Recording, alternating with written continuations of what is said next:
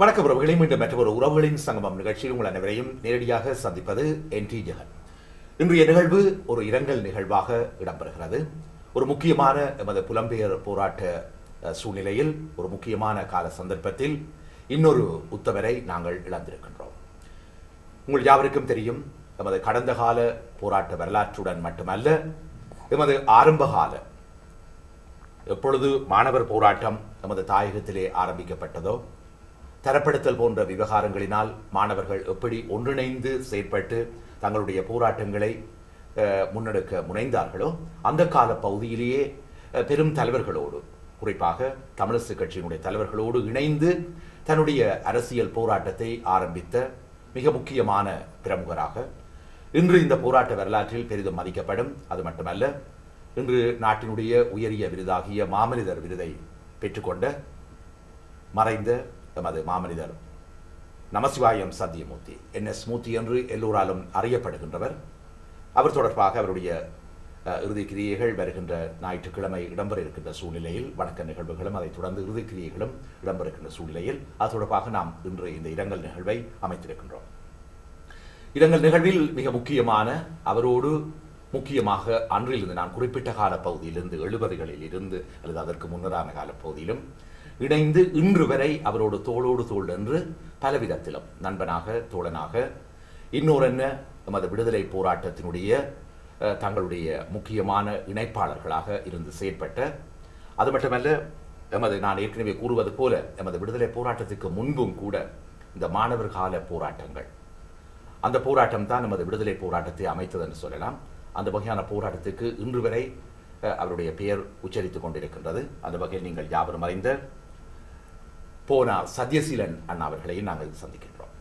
அவருடன் இணைந்து நீங்கள் யாவரும் அறிந்த சைவ தொண்டன், பலவிதமான சமூக பணிகளில் தன்னை அர்ப்பணித்துக் கொண்டிருக்கும் திரு கருணலிங்கம் அவர்களையும் சந்திக்கின்றோம்.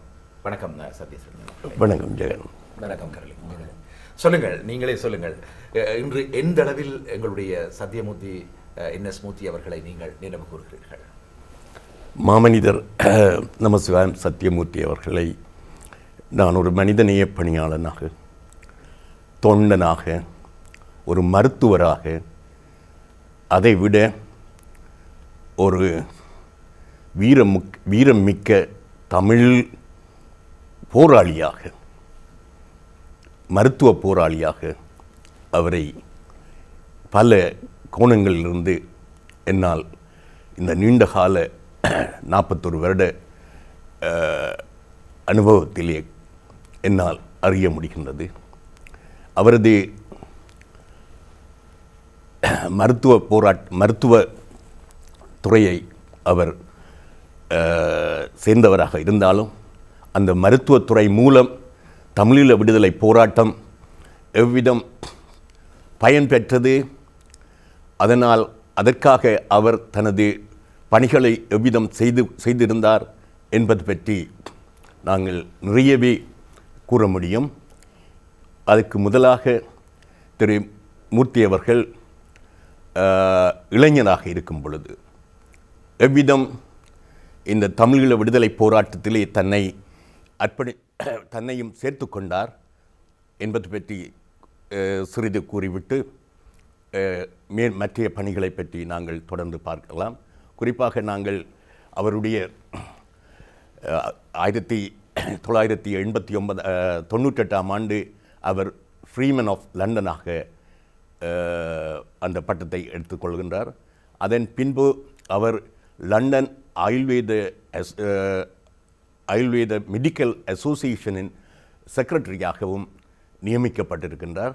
இந்த சேவைகள் தான் அவரை லண்டன் வாழ் மக்களிடையே, குறிப்பாக வெளியின மக்களிடையேயும் அவருடைய வைத்திய பணியை தொடர்வதற்கும், குறிப்பாக சதீஷ்கான் டூட்டிங் MP-யாக இன்றும் இருக்கின்றவர், அவர் திரு மூர்த்தி அவர்களுடைய உதவியை நாடி எங்களுடைய வெண்புறா தொண்டர்கள் அவருடைய தேர்தலுக்கு கூட உதவி செய்திருப்பதை நான் அறிவேன். அதனை வழிநடத்தியவன் என்ற முறையிலே இந்த பெருமைகளுக்குரிய திரு மாமனிதர் நமசிவாயம் சத்தியமூர்த்தி அவர்கள் இளைஞனாக இருக்கும் பொழுது தமிழ் மாணவர் பேரவையிலே 1972ஆம் ஆண்டு திருகோணமலையிலே பொறுப்பாளராக என்னால் அப்பொழுது நியமிக்கப்படுகின்றார்.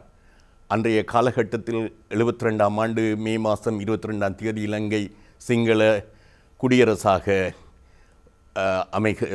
உருவாகின்றது. அந்த குடியரசு நாளை எதிர்த்து பல போராட்ட திட்டங்களை அன்றைய தமிழ் மாணவர் பேரவை வகுத்திருந்தது. அந்த போராட்டங்களை முன்னெடுத்து செல்வதற்கு மட்டக்களப்பிலும் திருகோணமலையிலும் அதுபோல யாழ்ப்பாணத்திலும் பலவித போராட்ட வடிவங்கள் அன்றைய காலகட்டத்திலே எடுக்கப்பட்டன. அந்த வடிவங்களை உள்வாங்கி திருகோணமலையிலே எனக்கு உதவியாளராக செயல்பட்டவர். மேலும் பல மாணவர்களையும் இளைஞர்களையும் ஏனைய காலங்களிலே உருவாக்குவதற்கும் அவர் காரணியாக இருந்தவர். திரு சதீஷன் அவர்களே, இன்று உங்களை பற்றி எமக்கு நன்றாகவே தெரியும். இன்றைக்கு மாணவர் விடுதலை போராட்டம் தமிழ் மாணவர் பேரவையினுடைய ஒரு தலைவனாக அன்று விளங்கி பலவிதத்திலும் வழிநடத்தி சென்றீர்கள். இதில் நாங்கள் இன்னொரு விடயத்தை பார்க்கலாம். என்று திருகோணமலையை பிறப்பிடமாக கொண்டவர் திரு சத்தியமூர்த்தி அவர்கள், நீங்களோ யாழ்ப்பாணத்தை பிறப்பிடமாக கொண்ட நீங்கள். இன்றைக்கு வடகிழக்கு இணைந்த ஒரு விடுதலை போராட்டமாக எங்களோட விடுதலை போராட்டம் பேசப்படுகிறது. அந்த வகையில் நீங்கள் எவ்வாறு எந்த சூழ்நிலையில் திரு மூர்த்தி அவர்களை நீங்கள் அணுகக்கூடியதாக இருந்தது அல்லது உங்களுடைய இந்த நடவடிக்கையில் இணைக்கக்கூடியதாக இருந்தது? அது ஒரு மறக்க முடியாத நினைவுகளாக இருக்கும் என்று நிச்சயமாக. அன்றைய காலகட்டத்தில் என்னை பொறுத்தவரையில் வடக்கு கிழக்கு அல்லது மட்டக்கிளப்பான், திருகோணமலையான், வன்னியான், யாழ்ப்பாணத்தான் என்ற வேறுபாடு இருந்ததாக தெரியவில்லை. ஏனெனில் நான் இளைஞர்களுடன் தான் என்னுடைய பழக்க வழக்க என்னுடைய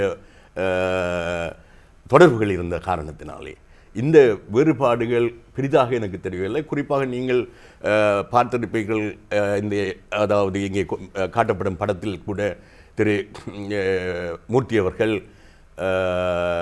தந்தை செல்வா, திரு ராஜதுரை எம்பி, அதுபோல் ராஜமாணிக்கம் பட்டுருப்பை சேர்ந்த எம்பி, மைசூர் மௌலானா முஸ்லீம், அதுபோல் தர்மலிங்கம் அவர்கள், திரு தொண்டமான் அவர்கள், மன்னிக்க வேண்டும், இதில் நிற்பவர்கள் இந்த படத்தில் நாங்கள் அவரை நினைவு கூறலாம். இந்த படத்தில் இளைஞனாக, அதாவது நிற்பவர்களின் வரிசையில் வலப்பக்கமாக 5ஆவதாக தென்படுகின்றார். ஆமாம், மிக சிறியவனாக தோற்றமளிக்கிறார். இந்த வயதிலேயே, அதாவது இது 73ஆம் ஆண்டு எடுத்த படம் என்று நினைக்கின்றேன். அந்த சிறு வயதிலே, அப்பொழுது அவர் சிறு வயதன் என்ன, ஒரு குறிப்பாக 20 வயதை அடைந்து விட்டார். அந்த காலத்திலே அவர் தமிழிசை கட்சியின் வாலிப முன்னணியின் சிறந்த இளைஞர் பேச்சாளராக, கவர்ச்சிகரமான பேச்சாளராக இருந்தார். அதற்கு காரணம் அவரது தந்தை ஒரு பண்டிதர் நமசிவாயத்தின் மகன்.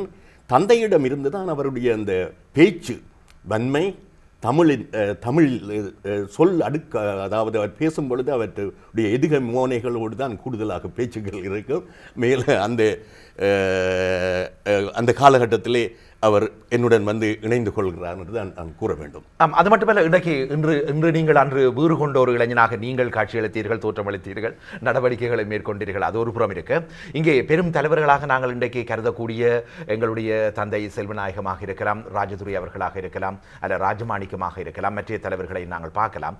இவ்வகையான ஒரு முன்னணியான தலைவர்களோடு இவரை உள்வாங்குவதற்கு இவரிடம் நீங்கள் குறிப்பிட்ட சில வாத திறமைகள் தென்பட்டாலும் கூட அரசியல் நுட்பங்கள் அல்லது கொண்டு செல்லக்கூடிய சில நுட்பமான தன்மைகள் அவரிடம் காணப்பட்டபடியால்தான் இந்த தலைவர்கள் அவரை உள்வாங்கி அவர்களுடன் இணைத்துக் கொள்ளக்கூடிய ஒரு வாய்ப்பு ஏற்பட்டதாக நாங்கள் கருதுகிறோம். இல்லை, நிச்சயமாக. இதற்கு உதாரணமாக நான் ஆரம்பத்தில் அவர் தாயார் பற்றி கூற வேண்டும்.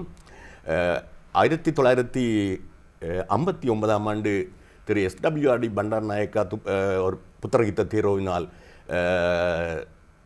கொலை செய்யப்படுகிறார் துப்பாக்கியினாலே.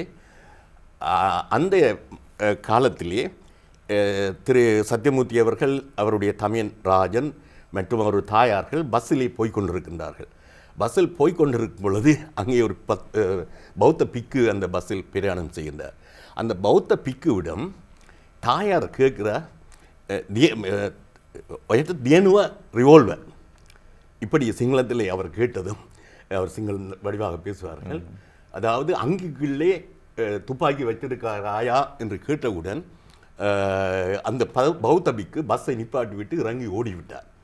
இந்த வீரம் எங்கே, இந்த துணிவு எங்கே இருந்து வருகிறது என்றால் தாயினுடைய பாலில் இருந்து என்று சொல்லலாம், அல்லது தாய் கொடுத்த பாலில் இருந்து என்று சொல்லலாம். அவருடைய அந்த வீரமான இது பிறப்பிலே அவருக்கு இருந்ததை நான் இருந்தேன். அதைவிட குறிப்பாக அவர் அரசியலிலே இளம் வயதிலேயே மாணவனாக இருக்கும் பொழுதே வெகுவாக அதனை அவதானித்துக் கொண்டிருந்தவர், அதிலே ஆர்வம் காட்டியவர். அந்த ஆர்வம்தான் அவரை தமிழினத்தினுடைய விடுதலையை நோக்கி ஒரு திசை எங்கே கிடைக்கிறதோ, அதாவது அன்று மாணவர் பேரவையிலே சேர்ந்திருந்தார், பின்பு ஒரு மருத்துவராக இருந்து ஒரு போராளியாக மாறும் பொழுது விடுதலை புலி அமைப்பிலே சேர்ந்து தன்னையும் ஒரு மருத்துவ போராளியாக இணைத்து கொண்டு தனது செயல்பாடுகளை செய்கின்றார். அந்த செயல்பாடுகளினுடைய வடிவம்தான் பிற்காலத்திலே அவர் லண்டனை வந்தடைந்த பொழுதும் மருத்துவராகி இங்கிருந்து கொண்டே பல மனிதநேய தொண்டுகளை செய்வதற்கு அடிப்படையாக இருந்தது. திரு கருணலிங்கம் அவர்களே, நாங்கள் சற்று வருகின்றோம் பின்னோக்கி. இப்பொழுது தற்கால கட்டத்தில் நீங்கள் அவரை சந்திக்கக்கூடிய வாய்ப்பு கிடைத்திருக்கின்றது. உண்மையில் சத்தியசீலன் அண்ணா என்ற காலத்தில் இருந்து பார்க்கும் என்று சொன்னால் எழுதக்கூடிய 30 வருடங்களுக்கு பின்பு நீங்கள் அவரை சந்திக்கக்கூடிய வாய்ப்பு கிடைத்திருக்கிறது. அதாவது கூடுதலாக அவர் விடுதலை போராட்டம், எங்களுடைய தேசிய விடுதலை போராட்டத்தில் மிக முக்கியமாக தேசிய தலைமையுடனும் அதைவிட அரசியல் துறை பொறுப்பாளர் சுப தமிழ்ச்செல்வனுடனும் மிக நெருங்கிய விடுதலை தொடர்புகளை பேணி வந்தார். இங்கிருந்து கொண்டு புலம்பெயர் மக்களுக்கு எமது களத்துக்கும் இடையிலான நெருங்கிய உறவுகளை பேணுவதில் மிக முன்னின்று உழைத்தவர்களில் அவரை நாங்கள் குறிப்பிடலாம். அது வகையில் நீங்கள் அவரை சந்திக்கக்கூடிய வாய்ப்பும் அல்லது உங்கள் மூலமாக அவர் இவற்றை இங்கு நிலைநாட்டலாம் என்று பார்த்தார், அல்லது நீங்கள் எவ்வாறு பணியாற்றினீர்கள்? நான் அவரை உண்மையிலே ஒரு சமூக சேவையாளராகத்தான் பார்த்தேன். எனக்கு அரசியல் ரீதியாக அவரை சந்திக்கவில்லை. நான் துர்க்கம ஆலயத்தில் தலைவராக இருந்த பொழுது நாங்கள் ஒரு வித்தியாசமாக, அதாவது ஆலயங்களிலே இருந்து நாட்டுக்கு மக்களுக்கு உதவி செய்ய வேண்டும் என்ற ஒரு முற்போக்கான கருத்தை முன்வைத்திருந்தோம். அதை மக்களும் ஏற்றிருந்தார்கள். அதிலே நாங்கள் ஆலயத்திலே யாப்பிலே சில மாற்றங்களை ஏற்படுத்தி அதாவது வருமானத்தில் செலவுகள் போவோம், மீதி பணத்தில் 1/3 பகுதியை நாட்டுக்கு அனுப்புவோம். அந்த காலகட்டத்தில் எங்களுக்கு எதிர்ப்பு இருந்தது. என்னவென்றால் இந்த பணம் எங்கே போகின்றது என்ற எதிர்ப்பு இருந்தது. அப்பொழுது நாங்கள் எங்களுக்கு தெரிந்தது தங்கம்மாப்பாட்டியை மட்டும்தான். அவர்களிடம் அனுப்பிவிட்டால் பிரச்சனை இல்லை. ஆனால் அவர்களிடம் அனுப்பி கொண்டிருந்த முதல் சில மாதங்களாக நாங்கள் அதைத்தான் செய்திருந்தோம். தங்கம்மாப்பாட்டி அவர்களுக்கு அனுப்பி கொண்டிருந்தோம். அப்பொழுது அம்மாவையே எங்களிடம் தொடர்பு கொண்டு கூறினார், தனக்கு அனுப்ப வேண்டாம், தங்களுக்கு வேண்டிய பணம் இருக்கின்றது, நீங்களாக தேடி செய்வது தான் ஆலயத்துக்கு நல்லது என்பது இந்த கருத்தை முன்வைத்திருந்தார். ஆகவே நாங்களும் அதன்பின் ஏதாவது எங்கே செய்ய வேண்டும் என்று தேடிய பொழுதுதான் டாக்டர் மூர்த்தி அவர்களிடம் தொடர்பு எனக்கு ஏற்பட்டது. எனக்கு அவருடன் மிகவும் நெருக்கமாக பழக வேண்டிய காலகட்டங்கள் ஏற்பட்டன. ஏனெனில் அவருக்கும் நாங்கள் ஆலயத்திலேயே பல கேள்விக்குறிகள் இருந்தன. இந்த பணம் ஒழுங்காக சமூக சேவைக்குத்தான் செல்கின்ற அந்த கேள்விக்குறி நிச்சயமாக இருந்தது. அதை நியாயப்படுத்துவதற்காக நான் டாக்டரிடம் அடிக்கடி கதைக்க வேண்டி அவருடன் அப்பொழுது அவரும் எனக்கு மிகவும் பிடித்தது என்றால் அவருக்கு எங்கள் நிலை தெரிந்திருந்தது, எனது நிலை தெரிந்திருந்தது, செயற்பாட்டு நிலை தெரிந்தது, இந்த நாட்டு சட்டத்திட்டங்கள் தெரிந்திருந்தது. அதே நேரம் இலங்கையிலும் என்ன எதிர்பார்க்கின்றார்கள், எங்கே செய்யவன் அப்படி அவர் மிகவும் மிக சிறப்பாக என்னை உண்மையிலேயே நடைமுறைப்படுத்தியவர் அவர் என்று தான் கூற வேண்டும். அதுபடியால் தான் எனக்கு அவருடன் மிகவும் நெருக்கமாக கடந்த சில மாதங்களுக்கு முன் கூட தொலைபேசியிலே என்னோட கதைத்தார். கதை பொழுது எப்படி லாப்பா இருக்குது, என்ன செய்கிற என்று மிகவும் சந்தோஷமாக இருந்தது. ஆனால் அவர் என்னை பல முறையிலே பல சந்தர்ப்பங்களிலே என்னை நடைமுறைப்படுத்தி ஒவ்வொரு தமிழ் தொழிலுடன் தொடர்பு கொண்ட பொழுது கூட அங்கே உள்ள சேவைகளை என்ன ப்ரொஜெக்ட்ஸ் எடுத்து அதை செய்யும்படி தான் எனக்கு அவர் அறிவுரை கூறினார். அதே போல் நாங்கள் செய்தனால்தான் இன்று பல ஆலயங்கள் இதை போன்று செய்ய முன்வந்தது. அதுக்கு காரணம் நாங்கள் சிறப்பாக செய்ததற்கு அதற்கு எங்களை வழிநடத்தியவர் டாக்டர் மூர்த்தி தான். அதே நேரம் எனக்கு அவரை மறக்க முடியாத சுனாமி காலகட்டத்தில் அவர் எங்களோடு மிகவும் நெருக்கமாக நின்று சாதாரண பொதுமக்கள் போல் எங்களுடைய இருந்து அவர் மாதக்கணக்காக அவர் எங்களை நடத்தியவர்கள் அவர் ஒருவர். அவர் சுருக்கமாக இன்றைய காலகட்டத்தில் நாங்கள் அவரை இழந்திருப்பது எவ்வளவு ஒரு தாக்கத்தை ஏற்படுத்துகிறது, அல்லது எங்களுடைய ஒரு பெரிய வெற்றிடமாக பார்க்குறீங்க? நிச்சயமாக அவர் இருக்கும்பொழுது எனக்கு ஒரு துணிவாக இருந்தது. எப்போதும் அவரோடு கதைக்கும் பொழுது ஒரு நிறைய சகோதரமாக அவர், அதே நேரம் ஒரு நம்பிக்கைக்கு பாத்திரமான அவர் சொல்வார், அடே கவனம்டா, இப்படி செய்தால் இப்படி இவங்க கதைப்பாங்க, அப்படியே நாங்கள் இப்படித்தான் செய்ய வேண்டும் என்று மிகவும் நெருக்கமாக அந்த ஒரு சகோதரமாகத்தான் என்னோட பழகினார் என்ற முறையில் அவர் இழப்பு எனக்கு தனிப்பட்ட முறையிலே பெரும் பாதிப்பை ஏற்படுத்தி. நன்றி கருணாலிங்கம் அவர்களே. இப்பொழுது நெதர்லாந்திலிருந்து நாதன் என்ற ஒரு உறவு இணைந்திருக்கின்றார், அழைத்துக் கொள்வோம். வணக்கம் நாதன். வணக்கம் ஜெகன். சதீஷில் கேட்கலாம் கதைங்க. ஓ சதீஷில் வணக்கம். வணக்கம் ஜெகன். நாதன். நாதன், குட் லக். ஆமாம், நன்றி, பேசுங்கள். எப்படி ஐயாவுக்கு இந்த வடதாகங்கள்? நாதன், நீங்கள் எங்களுடைய மாமனிதர் மூர்த்தி அவர்களை எவ்வாறு அறிந்திருக்கிறீர்கள், எவ்வாறு நினைவு கூறுகிறீர்கள்? வடக்கு கிளிநொச்சியில் நாங்கள் குடியேற்றங்கள் செய்த பொழுது அவருடன் நாங்கள் இன்றைய தொடர்புகள் வச்சிருந்தாங்கள். சந்ததியார் போன்ற அவர்கள் முக்கிய பிரபுற பெயர்களை சொல்ல முடியாத நிலைமை.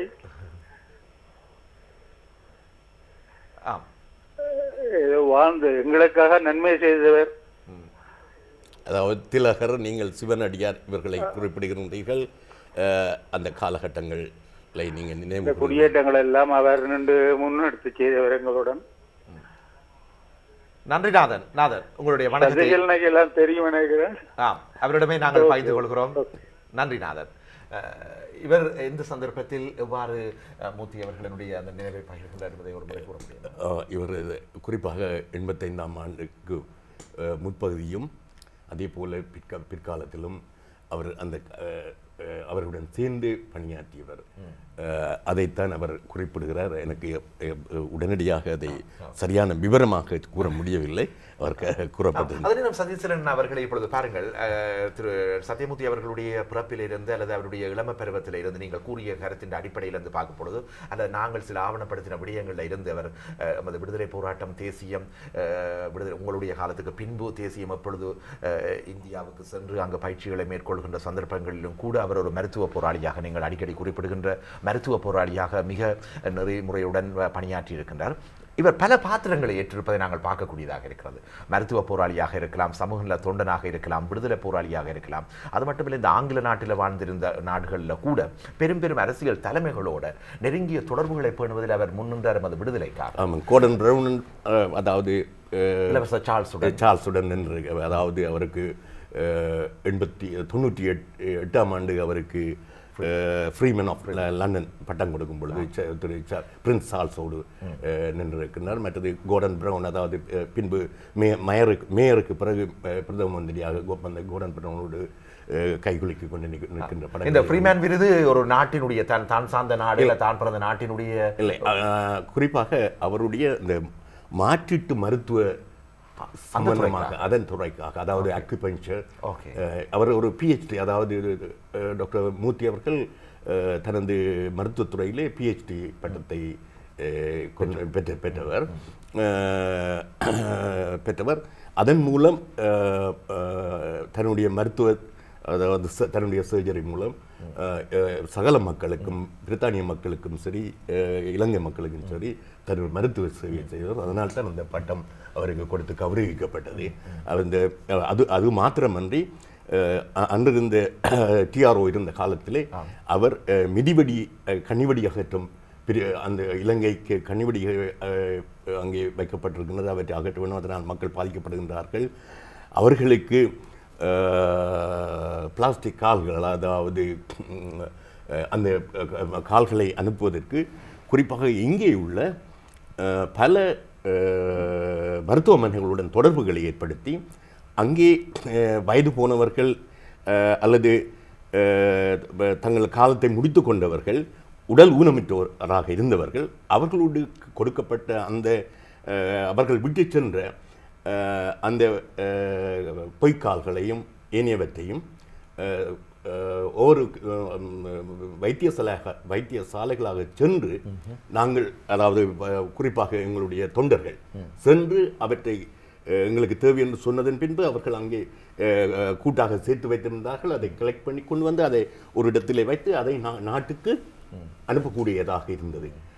அந்த சேவையை அந்த டிஆர்ஓனுடைய காலத்திலே நீங்கள் குறிப்பாக திரு குகனை அல்லது நவநாயம் அவர்களுடைய அவர் நாட்டுப்பற்றலாக மறைந்து விட்டார்.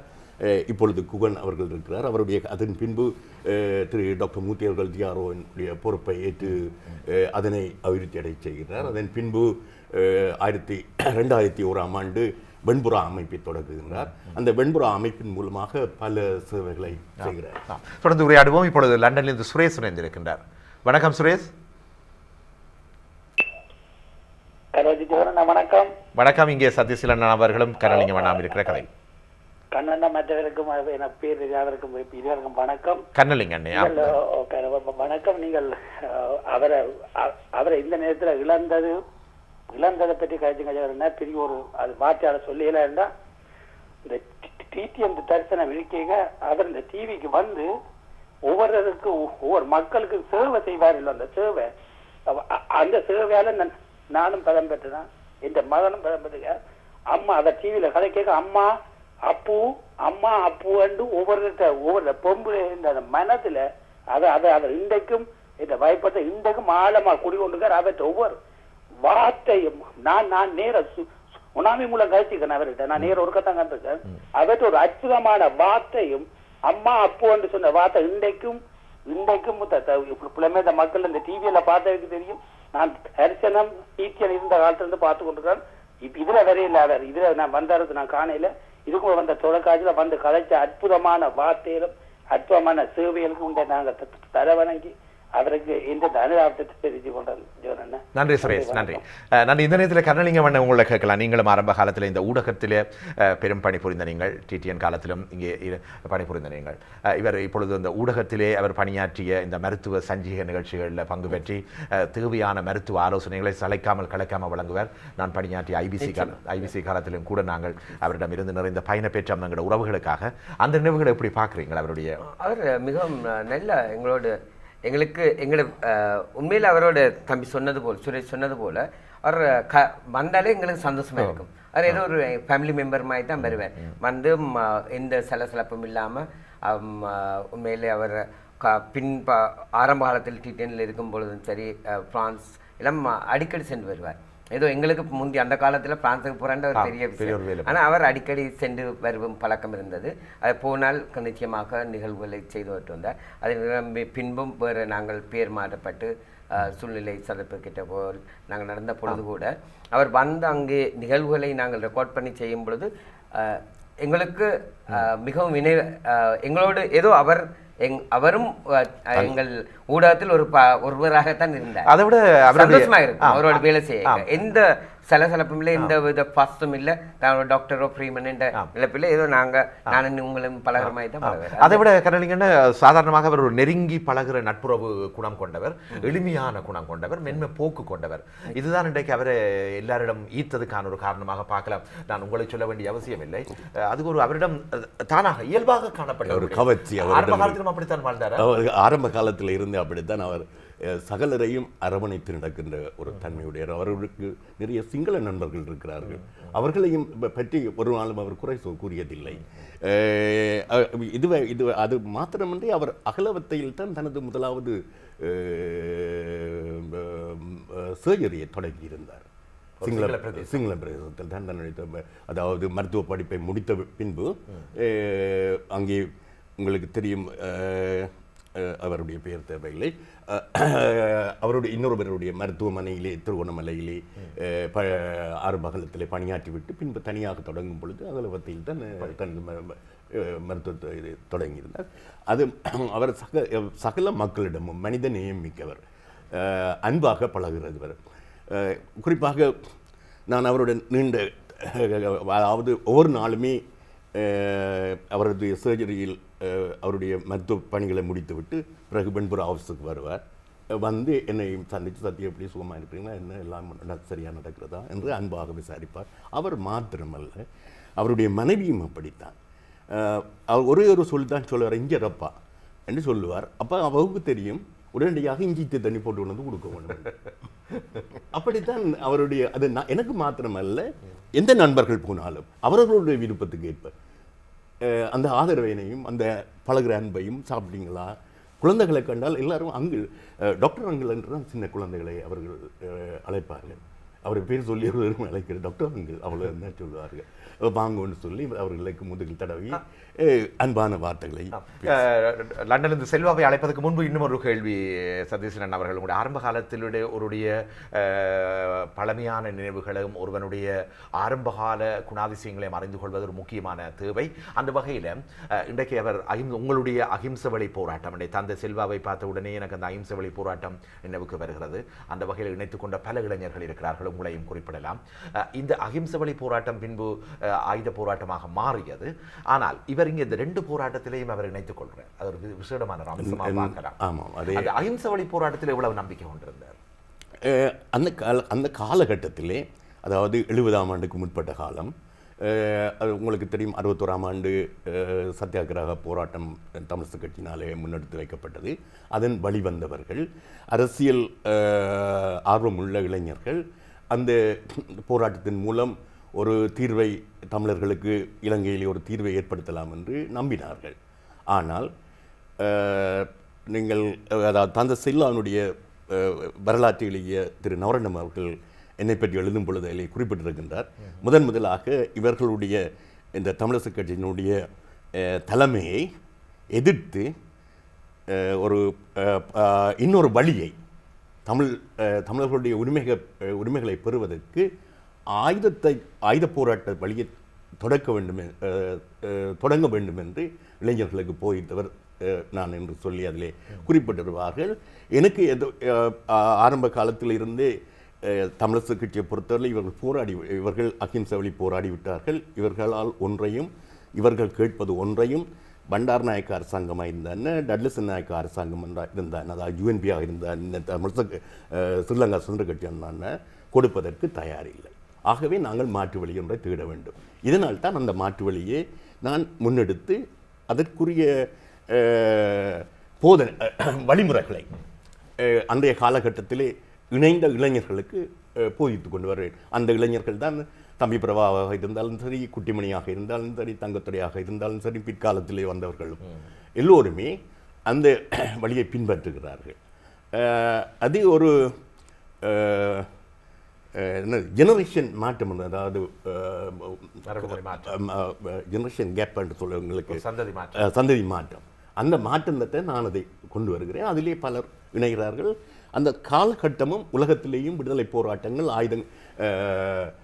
ஆயுத போராட்டங்கள் மூலமாக முன்னெடுக்கப்படுகின்றன. வெற்றியடைகிறது வேற, முன்னெடுக்கப்படுகின்றன. ஸோ அந்த வழியில் தான் நாங்களும் இளைஞர்களும் என்னோடு வந்து இணைகிறார்கள். நல்ல சுவாரஸ்யமான அனுபவங்கள். இப்பொழுது லண்டனில் செல்வா இணைந்திருக்கின்றார், கேட்போம். வணக்கம் செல்வா. வணக்கம்.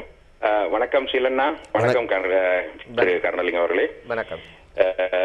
வையத்து வாழ்வாங்கு வாழ்வோர் வானுரையும் தெய்வத்துள் வைக்கப்படும் என்பது குறள். அந்த குறளுக்கு இலக்கணமாக வாழ்ந்த எங்களுடைய தேசிய பற்றுடைய நமசிவாயம் சத்தியமூர்த்தி ஐயா அவருடைய இழப்பு ஒட்டுமொத்த உலக தமிழினத்துக்கும் ஒரு பேரிழப்பு என்பதில் எந்த விதமான ஐயமும் கிடையாது. அதே நேரத்தில் அப்படிப்பட்ட வாழ்க்கையை வாழ்ந்த அந்த மனிதன் வானுரையும் தெய்வத்துள் வைக்கப்படுவான் என்ற அந்த தெய்வத்தோடு சேர்வார் என்பதில் எந்த விதமான சந்தேகமும் இல்லை. என்னுடைய வாழ்நாளிலே நான் தந்தை செல்வாவோடு பழகியிருக்கிறேன், எங்களுடைய தேசிய தலைவரோடு பழகியிருக்கின்றேன், மற்றும் அதுபோன்று பெரும் தலைவர்களோடெல்லாம் நான் பழகியிருக்கின்றேன்.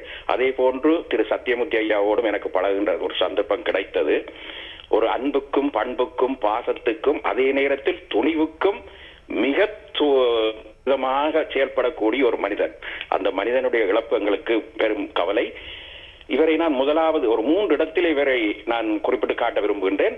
முதலாவதாக நான் இவரை அடையாறு தேசிய தலைவர் அவர்கள் உண்ணாவிரதம் இருந்த போது அந்த உண்ணாவிரதத்துக்கு எனக்கு செல்ல வேண்டிய ஒரு தேவை ஏற்பட்டது. அங்கே அவர் உட்கார்ந்திருந்தார்.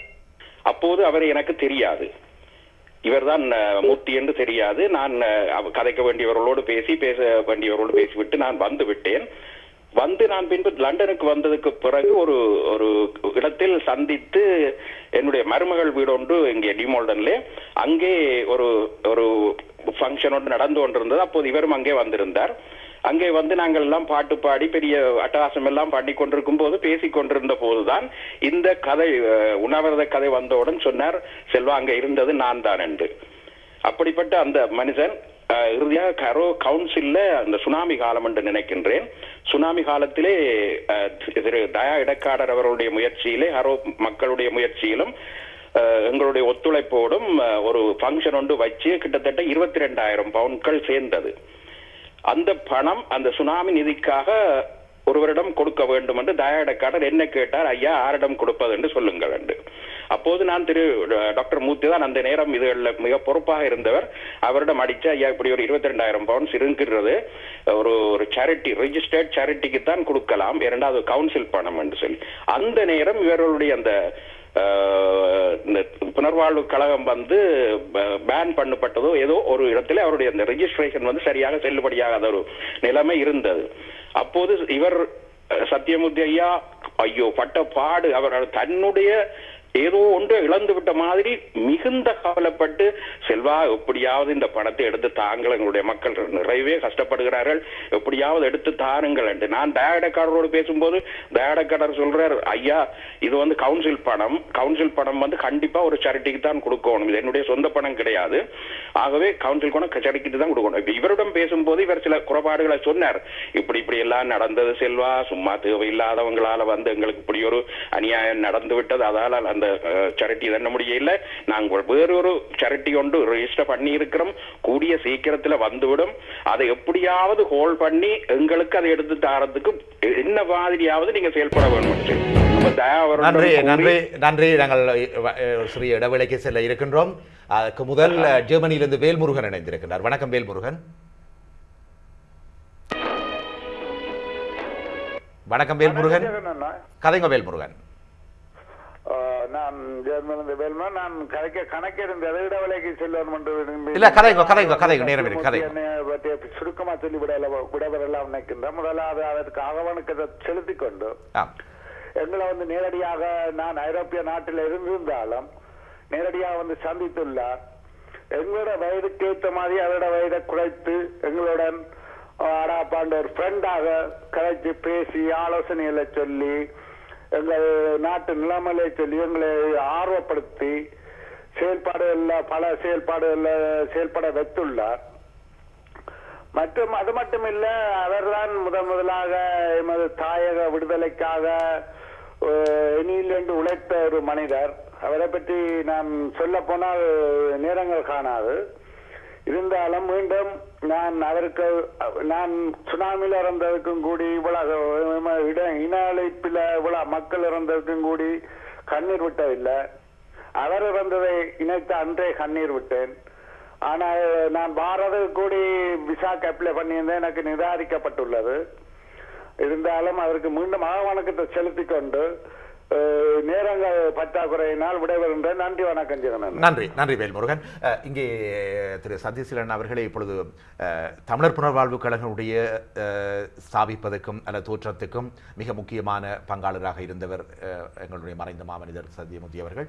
அதற்கு அப்பால் இந்த வெண்புறா என்ற நிறுவனம் தன்னலமற்ற பொதுநல தொண்டு நிறுவனமாக இன்று வரை பணியாற்றியது. அதிலே நீங்கள் உங்களுடைய அளப்பரிய சேவைகளை அவருடன் இணைந்து வழங்கியிருக்கிறீர்கள். ஒரு முறை அந்த வெண்புறா நிறுவனத்தில் இவருடைய சேவை எந்த அளவுக்கு ஆழமாக சென்றிருக்கு? குறிப்பாக வெண்புறா நிறுவன அதாவது சட்ட ரீதியாக சுனாமியின் பின் 2004ஆம் ஆண்டு 26ஆம் தேதி சுனாமி ஏற்படுகின்றது. 30ஆம் தேதிக்குள் 31ஆம் தேதி சேரிட்டியாக வெண்புறா நிறுவனம் அமைக்கப்படுகிறது.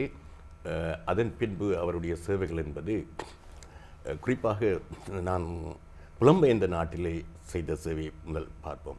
அதாவது தாயக காற்று, நர்த்தன மாலை, என்ன நோக்கத்துக்காகவே அமைக்கப்பட்டது? அவை குறிப்பாக வெளிநாட்டில் வாழும் இளம் சமுதாயம் தமிழீழ வரலாற்றையும் தமிழ் கலாச்சாரங்களையும் விடுதலை கீதங்களையும் அறிந்து கொள்ள வேண்டும் என்பதற்காக ஒரு போட்டி நிகழ்ச்சியாக அவை உருவாக்கப்பட்டு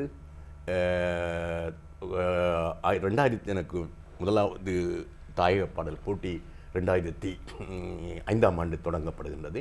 அதன் பின்பு நர்த்தன மாலை என்று சொல்லி நடன போட்டி ஆரம்பிக்கப்பட்டு ஆண்டாண்டாக நடத்தப்பட்டது. இதன் மூலம் அவருடைய சேவை வெளிநாட்டிலே புலம்பெயர்ந்த நாடுகளிலே குறிப்பாக ஐரோப்பா முழுவதும் பரப்பப்படுகின்றது. அதன் பின்புதான் ஏனைய ஐரோப்பிய நாடுகளிலும் நீங்களும் ஜெர்மனியில் வசித்தவர் உங்களுக்கு தெரியும், பல நாடுகளில் இந்த பாடல்களுடன் இந்த போட்டி நிகழ்ச்சி நாட்டிய நிகழ்ச்சிகள் தொடர்ந்து நடத்தப்பட்டு கொண்டு வருகின்றன. அதை விடவும் அவருடைய பணிகள் என்று பார்க்கும் பொழுது குறிப்பாக மருத்துவத்துறையை சார்ந்த இதுகளும் குறிப்பாக 2006ஆம் ஆண்டு திரு தமிழ்ச்செல்வனை இங்கே வந்த பொழுது, அதாவது அழைத்து பிரான்சிலே ஒரு டிஆர்ஓவினுடைய வெண்புறா, லண்டனை பொறுத்தவரை வெண்புறாவும் ஏனைய நாடுகளிலே டிஆர்ஓவும் இருந்தது. அந்த அமைப்பாளர்களை தொண்டர்களை எல்லாரையும் அழைத்து ஒரு மகாநாடு நடத்தி எப்படி அங்கே என்னென்ன தேவைகள் தமிழீழத்தில் இருக்கின்றது, அந்த போர்க்கால சூழ்நிலையாலே மக்கள் எவ்வளவு தூரம் பாதிக்கப்பட்டிருக்கின்றார்கள், ஆயுத போராட்டம் என்பது ஒரு பக்கம் நடந்து கொண்டிருக்கின்றோம், அதை பற்றி நீங்கள் கவலைப்பட தேவையில்லை. ஆனால் மனிதநேய பணிகளை ஒழுங்குமுறையிலே செய்யப்படுவதற்கு இங்கே உள்ள புனர்வாழ்வு கழகத்தைச் சேர்ந்த அமைப்பாளர்கள் எப்படி செயல்பட வேண்டும் என்பதை திரு மூர்த்தி அவர்களையும் வைத்து திரு தமிழ்ச்செல்வன் அவர்கள் விளங்கப்படுத்தி இருக்கின்றார்கள். அதன் பின்பு அவர்களுடைய வளர்ச்சியை கொண்டு செல்வதற்கு, ஐரோப்பா முழுக்க கொண்டு செல்வதற்கு திரு மூர்த்தி அவர்களுடைய பங்கு, மாமனிதன் சத்தியமூர்த்தி அவர்களுடைய பங்கு பெரும் பங்காக இருந்தது. அது ஒரு பெரு விருட்சமாக வளர்ந்தது என்றுதான் என்னை பொறுத்தவரையில் நான் அந்த நிர்வாகத்துக்கு இருந்தபடியால் அந்த கணக்கு வழக்குகளோ அது சம்பந்தமாக ஈவன் திரு கருணலிங்கம் அவருடைய கோயில் கூட எவ்வளவு பணத்தை தொகையாக தந்திருக்கின்றார்கள் உதாரணத்துக்கு. அதுபோல் ஏனைய சமூக அமைப்புகளும் தனிப்பட்டவர்களுமே நிறைய பணங்களை வாரி வழங்கியிருக்கிறார்கள். அந்த பணங்கள் சரியான முறையிலே அது நாட்டுக்கு பயன்பட்டது. அதை மாத்திரம் என்னால் உறுதியாக சொல்ல முடியும். அதுக்கு காரணம் திரு சத்தியமூர்த்தி அவர்கள் தான். அவருடைய நேர்மையும் அந்த நேர்மையை ஒழுங்கான முறையிலே சரியான முறையிலே மற்றவர்களுக்கு இப்படித்தான் நடத்தப்படுகின்றது, இதைத்தான் நாங்கள் செய்கின்றோம் என்று அவர் உங்களுக்கு இந்த நர்த்தன மாலை மற்றும்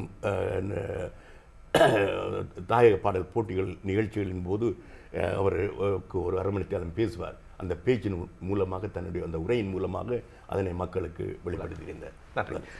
இப்பொழுது சிறிய இடைவெளிக்கு சென்று மீண்டும் இணைவோம். இங்கே மறைந்த மாமனிதர் திரு NS சத்தியமூர்த்தி அவர்களுடைய இரங்கல் நிகழ்வோடு இணைந்திருக்கின்றோம்.